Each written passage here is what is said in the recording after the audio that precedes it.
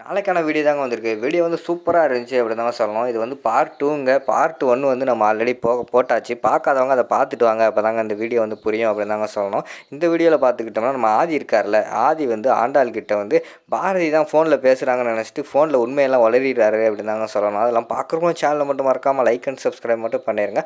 First எடுத்தோனே நம்ம ஆண்டாள வந்து நம்ம பாரதி வந்து பொண்ணு மாரி நல்லா ரெடி பண்ணிக்கிட்டு இருக்கிற மாரி காட்டிக்கிட்டு இருக்காங்க. அப்போ வந்து ஆண்டாள் வந்து சொல்றாங்க, "என்னடி அன்னைக்கு நான் உன்னைய ரெடி பண்ணேன். இன்னைக்கு நீ என்னைய ரெடி பண்ணுறியா?" அப்படிங்கிற மாதிரி சொல்கிறாங்க. "ஏய் சொல்கிறத கேளுடி. இன்றைக்கி தான் வந்து அழகரோட அப்பா அம்மாகிட்ட பேசி கொஞ்சம் மனசை வந்து அவர் தான் இப்போ சாந்தப்படுத்திட்டு வந்து பேசுவோன்னு சொல்லிட்டு பேச்சுவார்த்தைக்கு வாரேன்னு சொல்லியிருக்காரு. தயவு செய்து அன்னைக்கு மாதிரி ஏதாவது வாயை கொடுத்துறாதடி, சொல்கிறது கேளுடி" அப்படிங்கிற மாதிரி சொல்கிறாங்க. சரி பார்க்குறேன், ஆனால் அவர் சரியாக பேசலாம், நான் ஏதாவது பண்ணிடுவேன் அப்படிங்கிற மாதிரி சொல்கிறாங்க. அதெல்லாம் நல்லா தான் பேசுவார், நீ வாய் மூடிக்கிட்டு மட்டும் இருந்தால் போதும் அப்படிங்கிற மாதிரி பாரதி சொல்கிறாங்க. சரின்னு சொல்லிட்டு கொஞ்ச நேரத்தில் வந்து வெயிட் பண்ணிக்கிட்டே இருக்காங்க. ஒரு கார் சவுண்டு வந்து கேட்குது. கார் சவுண்டு கேட்டவுடனே பாரதி வந்து வெளியில் வராங்க. வாங்க வாங்கப்பா வாங்க" அப்படிங்கிற மாதிரி கூப்பிட்றாங்க. "யாரும்மா நீ? இந்த வீட்டுக்காக வந்து நீ எல்லாம் பண்ணிக்கிட்டு இருக்க" அப்படிங்கிற மாதிரி சொன்னோடனே, "நான் வந்து ஆண்டாளோட ஃப்ரெண்டுப்பா, அதான் இங்கே கல்யாணத்துக்கு வந்தேன், அப்படியே இங்கே இருக்கேன்" அப்படிங்கிற மாதிரி சொல்கிறாங்க. "சரி வாங்க உள்ளே போவோம்" அப்படின்னு சொல்லிட்டு உள்ளே கூட்டு வராங்க. உள்ளே கூட்டு வந்தவொடனே 2 பேர் காய்ச்சி பூச்சின்னு கத்த ஆரம்பிச்சிடுறாங்க. ஆண்டாளோட அப்பாவும் அழகரோட அப்பாவும். "யோ என்னையா நீ பையனை வளர்த்து வச்சிருக்க" அப்படிங்கிற மாதிரி சொல்லிவிட்டு அவர் சொல்லிடுறாரு. உடனே, "யார் என் பையனை குத்தம் சொல்கிறியா? உன் பொண்ணு தான் என் பையன் கூட வந்துட்டு கடைசியில் என் பையனை லவ் பண்ணுறேன்னு பொய் சொல்லி கல்யாணம் பண்ணியிருக்கா" அப்படிங்கிற மாதிரி சொல்லிட்டு இருக்காங்க. பாரதி எவ்வளவோ தடுத்து பார்க்காங்க. "ஐயோ அப்பா அதெல்லாம் பேச வேண்டாம்ப்பா, இப்போதைக்கு ஃப்ரீயாக விடுங்க.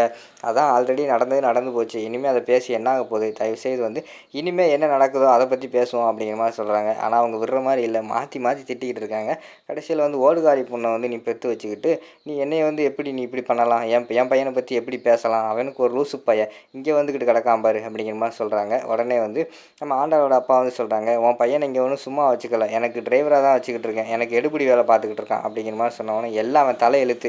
"அங்கே வந்து கோடிக்கணக்கில் சொத்தை நான் சேர்த்து வச்சுருக்கேன், இங்கே வந்து ஓடுகாலி வீட்டில் கிடக்காம பாரு" அப்படிங்கிற மாதிரி சொல்லிட்டு வஞ்சிக்கிட்டே இருக்காரு. அதை கேட்டவொடனே 2 பேருக்கு ஒரு ஸ்டேஜில் வந்து முத்தி போயிடுது. மாற்றி மாற்றி திட்ட ஆரம்பிச்சிடுறாங்க. என்ன பண்ணுறதுன்னு தெரியல. கடைசியில் பார்த்தா நம்ம ஆண்டாள் இருக்காங்கல்ல, ஆண்டாள் கையில் வந்து அவருக்கு வந்து காஃபி போட்டு வந்தாங்க. அந்த காஃபியை கொண்டு வந்து டக்குன்னு வந்து நம்ம அழகரோட அப்பா சட்டையிலே வீசி எறிஞ்சிடுறாங்க. பார்த்தா சட்டை பூரா கரையாயிருது. உடனே அழகரோட அப்பா வந்து, "ஏம்மா உன் பேச்சை கேட்டு வந்து சமாதானம் பேசலான்ட்டு வந்தேன் பார்த்தியா, என் புத்தியை செருப்பாலே அடிக்கணும்" அப்படின்னு சொல்லிட்டு அந்த இடத்துலேருந்து கிளம்பிடுறாங்க.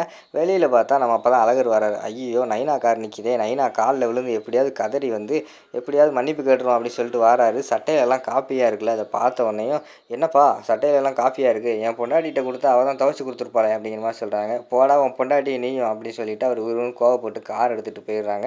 பின்னாடியே வந்து பாரதி வராங்க. "ஏங்க என்னங்க ஆச்சு, இன்றைக்கி சமாதானம் பேச வராரு அப்படி இப்படின்னு என்னமோ சொல்லிக்கிட்டு இருந்தீங்க, என்னங்க இப்போ கோவமா போகிறாரு எங்கள் அப்பா" அப்படிங்கிற மாதிரி சொல்கிறாங்க. "ஏங்க இனிமேல் சமாதானமே பேச முடியாத அளவுக்கு பெரிய சம்பவம் நடந்து போச்சுங்க, அதை ஏன் கேட்குறீங்க" அப்படின்னு சொல்லிட்டு பாரதி கோவத்தில் உள்ளே போயிடுறாங்க. அழகர் வந்து உள்ளே போகிறாங்க. உள்ளே போனவொடனே பார்க்குறாங்க எல்லாருமே பயங்கரமான கோவத்தில் இருக்காங்க. ஆஹா பயங்கரமான சம்பவம் நடந்திருக்கு போலயே அப்படின்னு சொல்லிட்டு யோசிச்சுக்கிட்டேவும், "பாட்டி என்ன பாட்டி நடந்துச்சு" அப்படிங்கிற மாதிரி சொல்கிறாங்க. பாட்டி பழைய காலத்து பழமொழியெல்லாம் எடுத்து அடுக்கிட்டு இருக்காங்க. "பாட்டி உன்கிட்ட பழமொழியெல்லாம் கேட்கல, என்ன நடந்துச்சு அதை மட்டும் சொல்லு" அப்படிங்கிற மாதிரி சொல்லிகிட்டு இருக்காங்க.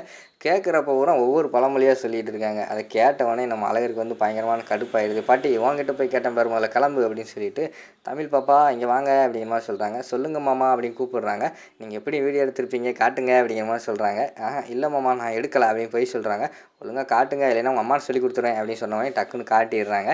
எடுத்து பார்க்காங்க, வீடியோவில் வந்து 2 பேரும் பயங்கரமாக சண்டை போட்டது, காப்பியை கொட்டினதெல்லாம் நடந்துகிட்டு இருக்குது. ஐயையோ இந்த ஜென்மத்துக்குள்ளே இவங்களை சேர்க்க முடியாது போலே, இப்போ நான் என்ன பண்ணுவேன் அப்படின்னு சொல்லிட்டு அந்த இடத்துல வந்து அழகர் வந்து ரொம்ப ஃபீல் பண்ணிக்கிட்டு இருக்காரு. அடுத்து பார்த்தோம்னா நம்ம ஆதி இருக்கார்ல, ஆதி வந்து நம்ம பாரதிக்கு வந்து ஃபோன் பண்ணுறாங்க. பாரதி ஃபோனை வச்சுட்டு வெளியில் போயிட்டாங்களா, டக்குன்னு ஆண்டாள் வந்து ஃபோன் எடுக்காங்க. என்ன ஆதி வந்து இவளுக்கு கால் பண்ணுறான் அப்படின்னு சொல்லிட்டு ஃபோன் எடுக்காங்க. ஃபோன் எடுத்த உடனே, "ஹலோ நான் ஆதி தாங்க பேசுகிறேன், நான் சொல்கிறது ஒரு நிமிஷம் கேளுங்க.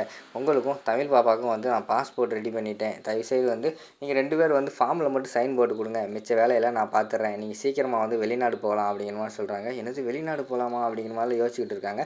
"நான் சொல்கிறேன் தப்பாக நினைக்காதீங்க" அப்படிங்கிற மாதிரி வந்து ஆதி சொல்கிறாங்க. இவங்க ஆண்டாள் தான் பேசுனா மாட்டிக்கிடுவாங்களே, அதனால் எல்லாத்துக்குமே ஊன்னு சொல்லிக்கிட்டே இருக்காங்க.